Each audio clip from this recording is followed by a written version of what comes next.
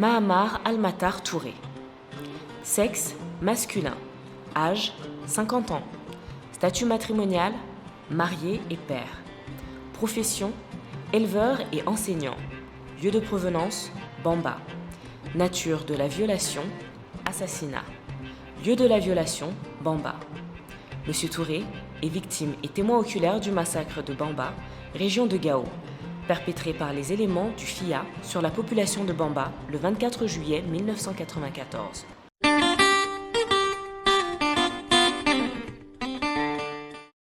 Monsieur Touré, vous venez de Bamba, vous avez été témoin de ce qu'on peut appeler un massacre. Qu'est-ce que vous avez été un témoin direct, qu'est-ce qui s'est passé à Bamba le 24 juillet 1994? Merci. Bismillah ar-Rahman ar-Rahim. A'udhu billahi minash shaitanir rajim. Merci à toutes et à tous.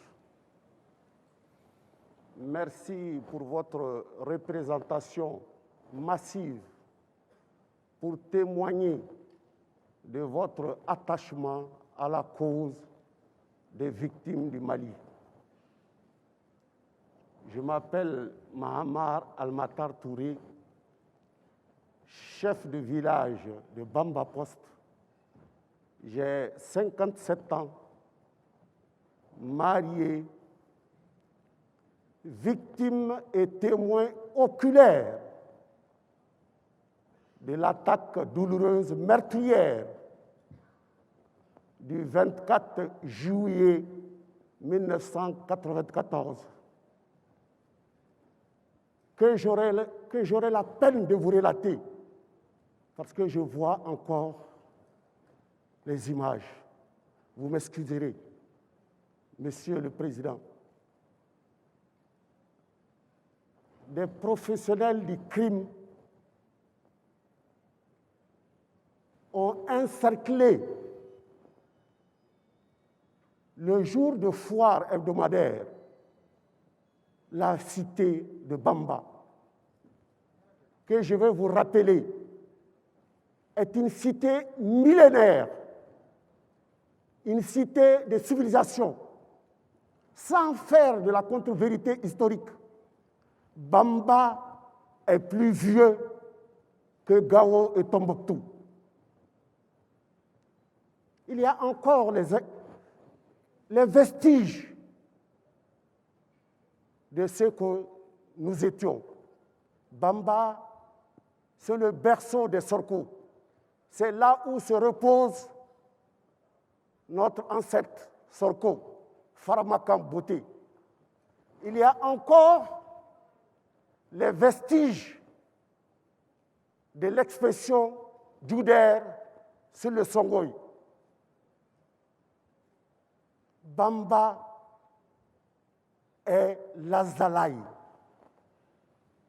après Tombouctou. Bamba, je veux vous le dire, c'est la seule ville, la seule cité en République du Mali dont toutes les communautés qui y vivent ont leur nom pour Bamba. Les Tamashek disent Al-Kaswa, les Morts arabes disent Boureïba, et les Soraï, les autochtones, disent Bamba. C'est une ville hospitalière. Vous voyez à quel degré les communautés qui y vivent s'intéressent. C'est la raison pour laquelle seul Bamba a eu ce privilège d'avoir 3 noms. Je me sentais dans un cauchemar le 24 juillet 1994, le jour de marché hebdomadaire est un jour de fête chez nous, de communion, de brassage, n'est-ce pas, d'opportunités, de bonnes affaires. C'est ça, c'est la fête chez nous. Mais au contraire, ce jour-là, cette fête cette fête s'est finalement remplacée par un drame, par une tragédie jamais égalée en République du Mali. De 1960 à 1994, on n'a jamais entendu ni une armée, ni des rebelles, ni autre personne. C'est la première qu'on est descendu des professionnels, n'est-ce pas, du crime, ont encerclé le marché de Bamba. Comme d'habitude, j'étais dans une boutique à côté d'un ami. Vers 10 heures, retentit des coups de feu. Mon ami et moi étions sortis pour constater ce qu'il y avait dehors. Oh! Je ne puis vous le dire. C'est horrible. Je voyais une ruée de personnes qui venaient vers le fleuve, criblées de balles. Je vois encore l'image de ma cousine Moukoultou, qui avait en califourchon son bébé de 3 mois, criblé de balles, qui criait au secours, qui partait finir son agonie dans l'eau. Parce qu'il n'y avait pas de point de sortie à l'époque. La ville a été arquée, encerclée. Il n'y avait ni nord, il n'y avait ni est, ni ouest. Et tout le monde se rabattait vers le fleuve, qui est lui aussi un handicap. Voyant cette image, j'ai compris. J'ai tout simplement enlevé mon grand boubou et je me suis jeté à l'eau. À l'époque, j'étais plus gros que cela. À peine, je devrais me noyer lorsque un pêcheur qui m'a reconnu m'appela par mon nom. Ahmeida, donne ta main. C'est comme ça qu'il m'a pris par la main et m'a mis dans la pirogue pour me ramener derrière, c'est-à-dire dans l'île. Je vous avais dit, c'était 10 heures. Nous y sommes restés jusqu'à 17 heures. On voyait la ville de Bamba ensanglantée, le marché brûlé, nos maisons brûlées.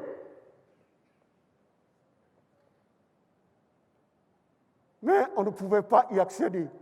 On avait entendu vers 17 heures, lorsque les derniers coups de fusil, n'est-ce pas, nous avons constaté qu'effectivement, n'est-ce pas, les rebelles qui ont fini de faire leur sale besogne sont sortis de la vie.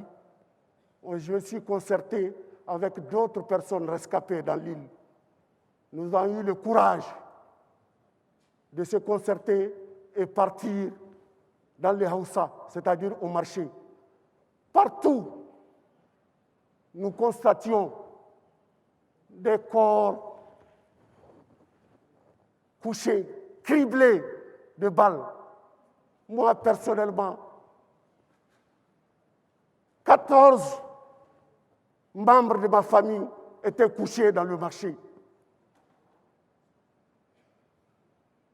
Et comme c'était le jour de foire, tout le monde accourait, les pirogues venaient, tous les villages avaient leurs représentants.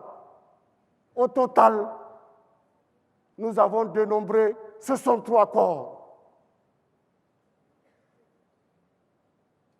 Ce jour-là, il ne nous restait plus rien que le comble, la désolation. Nous avons continué notre chemin. Nous avons tenu à enterrer dignement nos corps. un à un, sans faire de fausses communes. Vers le petit soir, lorsque nous avons fini, n'est-ce pas, d'enterrer nos corps, tout le village en entier a déménagé dans l'île. Près de 4 mois. Il a failli l'intervention du Premier ministre d'alors, n'est-ce pas, qui est venu nous voir pour qu'un détachement nous soit donné. C'est ce qui nous a permis de retourner 4 mois après dans nos familles.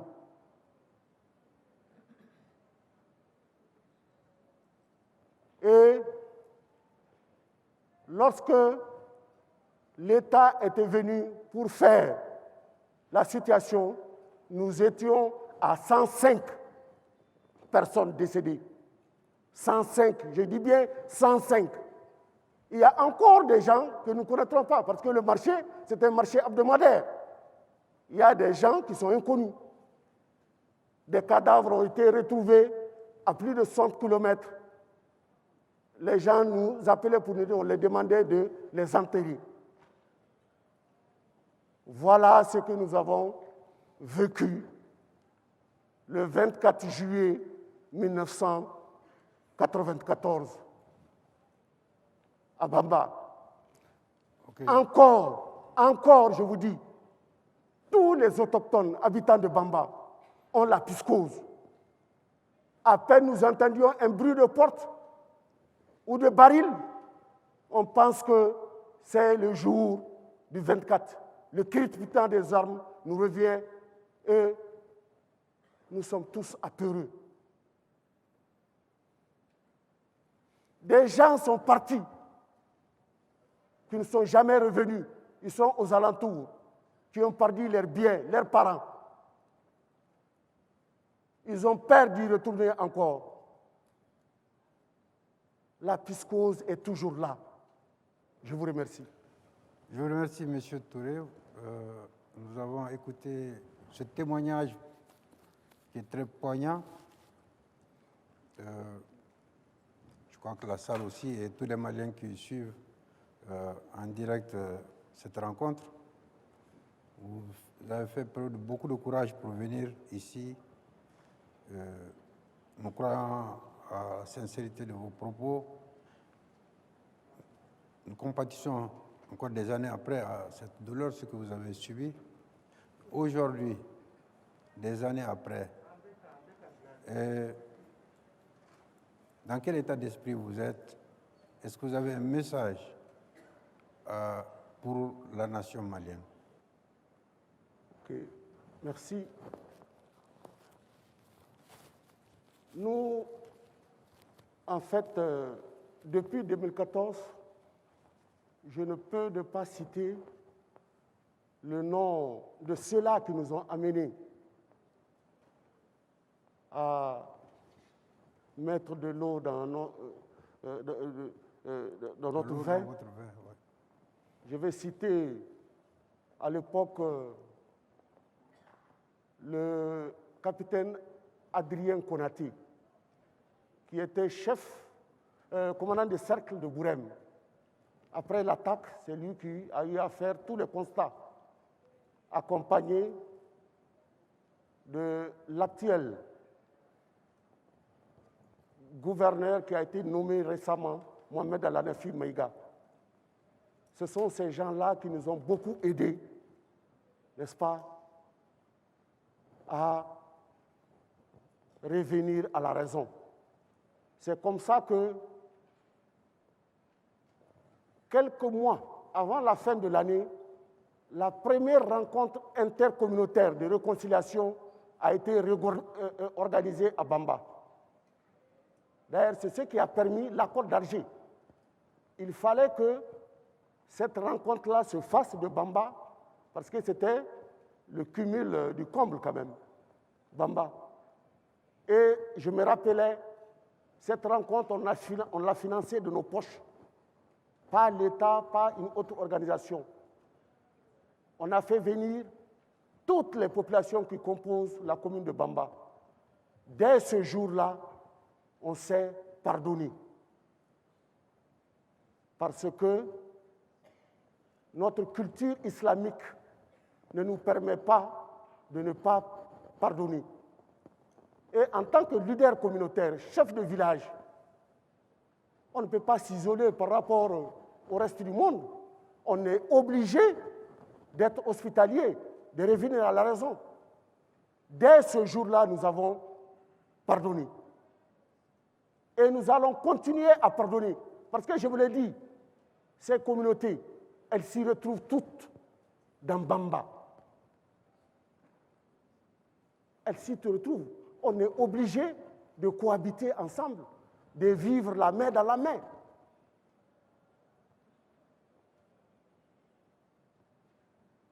Et ensuite, comme recommandation, je vais demander à nos autorités d'accorder une grande importance